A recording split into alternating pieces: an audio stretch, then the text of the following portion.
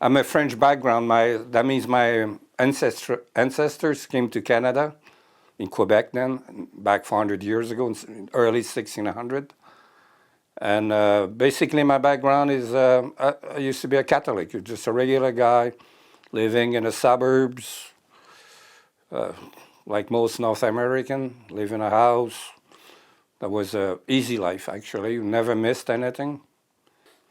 So what they were teaching basically at school, in my secondary school, like from grade 8 to 13, that was Latin, Greek, science, what you call a good education. So you could go to the university, become a professor, a lawyer, a doctor, engineer. But there was a strong emphasis on religion because my teacher were all priests, basically. So religion was a big part of my upbringing.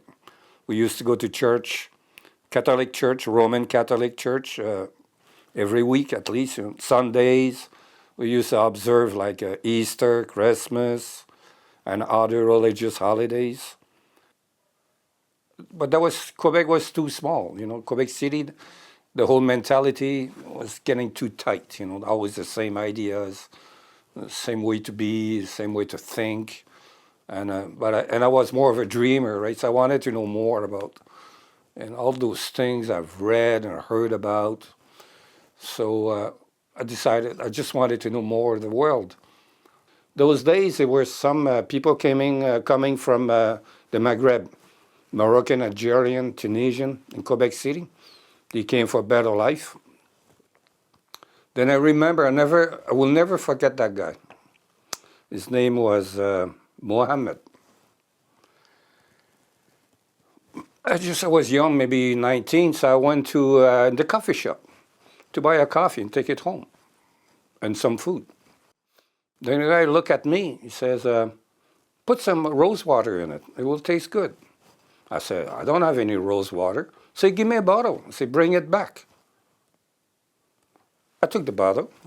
I tried it, liked it, and brought it back.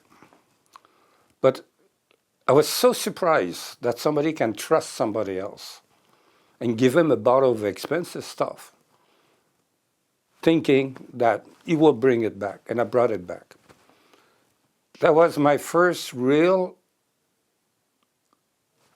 connection with somebody from the Muslim background. And I was surprised, very surprised, that was so unusual for me. And but that's all I knew about Islam. I didn't know about Islam. I knew about Muhammad, but we heard about it, but it was no dawah whatsoever, because people used to keep to themselves. They were brand new there, right? They don't want to upset anybody. They knew the environment. Keep quiet, do your things quietly, there will be no problem. When I was in Florida, maybe a year or two later, there was a woman, she was Dutch. She used to play this Persian music. Never heard of it before. For some reason, I just kept listening to it. I found it beautiful. Beautiful, Persian. So I started to read, about Gurdjieff. Maybe some people still remember him. Idris Shah. So I read his books. And I was very unusual because some actual thinking was required, not just complexities and this and that. I was not Muslim then. I was not even Catholic anymore. I just gave it up. I was drinking my beer, quite like it a lot, no drugs. So I managed to have a talk with the Sheikh, which was a Chisti Sheikh. His name was Syed Mumtazali. He was from Hyderabad. So I started going to his house. He was working for the government of Ontario, which is a big province in Canada. He was a lawyer, barrister, trained in Osmania University in Islamic law. So he knew Islam. He knew the law, the Sharia, everything. And but I could talk to him, ask any question. He was always very courteous, polite, well spoken, better than I am, much, much more educated than I am. But he never wanted, I never felt like an idiot with him. He was very, very nice to me. So I keep asking questions, this and that. Then with him, and talk, have tea, and meet other brothers who were basically most of them Muslim. But I was very open, very, very open, and I felt very comfortable. He never imposed anything on me. Then he started explaining to me and my then wife, we now divorced, what was Islam, the basic things like fasting, prayers, don't eat pork, don't drink, no alcohol, no drugs. I wasn't doing drugs anyways, but I like my beer. So how to do wuzu, the basic daily things of Islam, about Ramadan. But that was never forceful, never felt we were bad people because we're not Muslim, never talked bad against the society was living in, which was Canadian. Even though he was from India, he understood more about our culture than most of the Canadians know anyways. But he was still profoundly Indian in his heart, very well adjusted to the Western world. Even his son is an engineer, quite high up, teaching university in Toronto, a big university. Then one day I asked him, well, I want to become Muslim. He looked at me, it's a big deal, to become Muslim, because you will have some things to do, you will have things you cannot do that will change your life. So you're sure. And anyways, why do you want to become Muslim? There's enough Muslim in this world, what he meant, right? I never quite understood what he meant, I'm sorry to say. What I understood those days says you're talking to somebody who is very, very implicated with Islam in depth, very down deep. It's from the heart. And are you ready for that trip? For that, what's the word, suluk? You want to travel with us? It's serious stuff. I cannot just take you on just like that because it's a lot of, there's more at stake than you understand. So we'll leave it at that. But I kept going, asking questions, like we say in Canada, right? I used to hang around. There used to be function, Maulid, I will go. I was not even Muslim yet. And so on and so forth. I just loved the man. I was at ease with that man. That man was great. So I never met somebody like that before. So there was an attraction to the man. So it kept going for a few months. Then that was just before Ramadan, the night before Ramadan. I don't remember, I think that was back in 1990. Anyways, so I got a phone call that night, the night before Ramadan started. You give me a call. Okay, you want to become Muslim, you and your wife? Okay, come to my place, you'll say shahada, and tomorrow morning, you start fasting Ramadan. We never done Ramadan. We never done the prayers. We practice a little bit. But tonight, for some reason, you just give me the call. Didn't ask me. I don't know why. I'm never going to ask why. So I go to his house, me and my then wife, we do the shahada, right? And the next morning, we got up at 4 o'clock, eat, and start fasting that was the first Ramadan of my life. And alhamdulillah, I was able to do it. even though that was my first day of being officially a Muslim.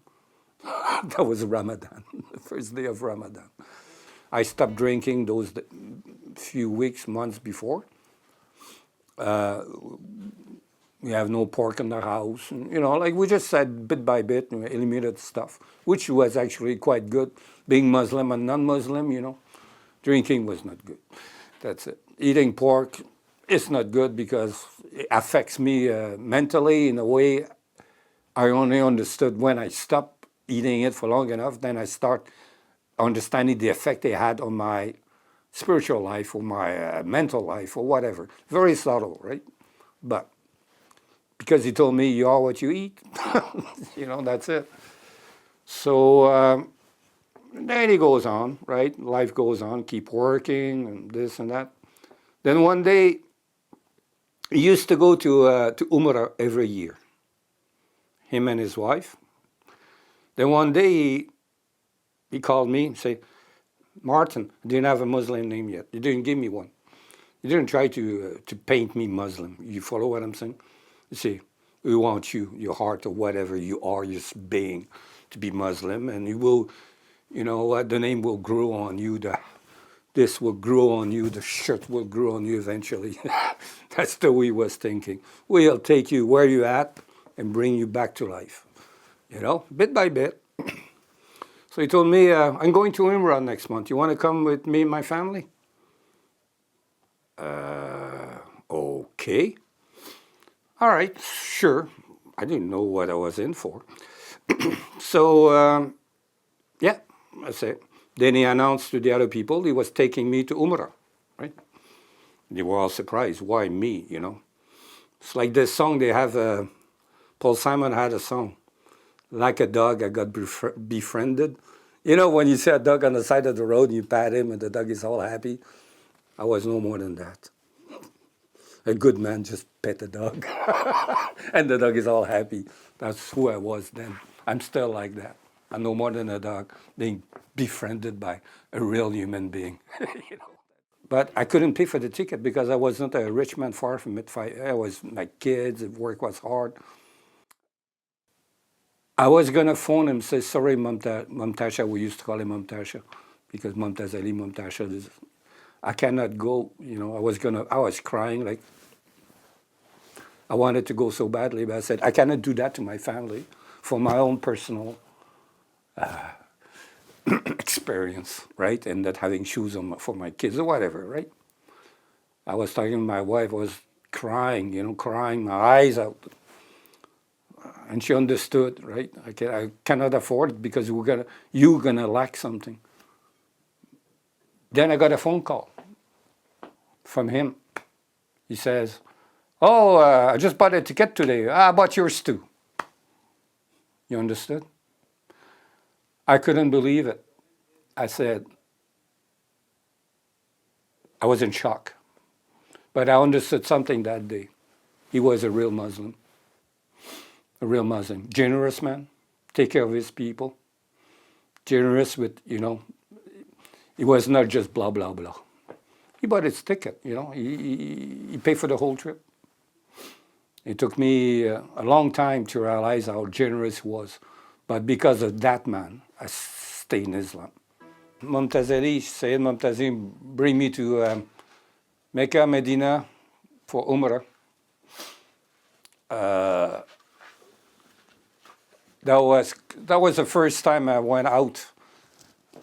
I got out in North America. So for me, it was such a surprise. I ended up in Saudi Arabia. It's another world, and I cannot explain.